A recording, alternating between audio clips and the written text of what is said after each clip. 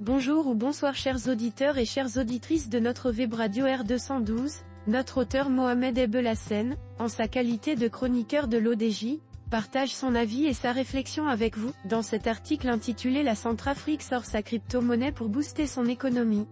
Le voici en podcast pour vous. Mohamed Ebelassen entame son article, en soulignant l'audace de la Centrafrique ainsi. La Centrafrique, petit pays d'Afrique centrale, se positionne à nouveau comme un pionnier dans le domaine des crypto-monnaies.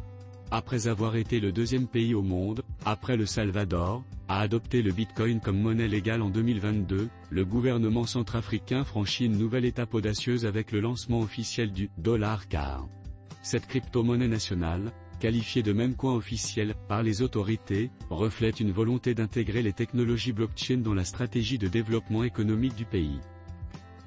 Notre ingénieur insiste sur l'aspect inédit de cette initiative de la manière suivante. Quand un mecoin devient officiel, la Centrafrique surprend le monde avec le $CAR, c'est le président Faustin Archange Touadéra lui-même qui a annoncé la nouvelle sur son compte X, anciennement Twitter, soulignant que ce projet est le fruit d'une collaboration entre le gouvernement et plusieurs partenaires stratégiques. L'objectif affiché du $CAR est ambitieux, stimuler l'innovation, attirer les investisseurs et promouvoir l'adoption des technologies numériques au sein d'un pays où l'accès aux services financiers traditionnels reste limité pour une grande partie de la population. Notre chroniqueur développe ensuite les objectifs du gouvernement centrafricain à travers ce projet de la manière suivante. Cependant, ce projet suscite des interrogations. Si l'initiative est saluée pour son audace et son potentiel disruptif, certains experts soulignent les défis liés à l'instabilité économique et politique du pays, ainsi qu'à une infrastructure numérique encore embryonnaire. Le succès du $CAR dépendra donc de la capacité du gouvernement à instaurer un cadre réglementaire clair et à sensibiliser la population à l'utilisation des crypto-monnaies. Mohamed Ebelassen conclut son article en ces termes.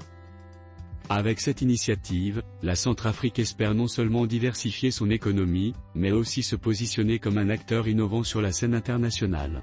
Reste à voir si ce pari audacieux portera ses fruits dans un contexte mondial où les crypto-monnaies continuent de diviser les opinions.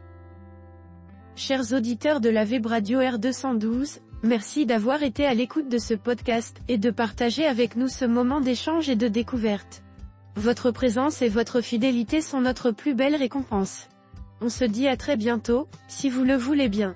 Avec toute notre gratitude, l'équipe de R212.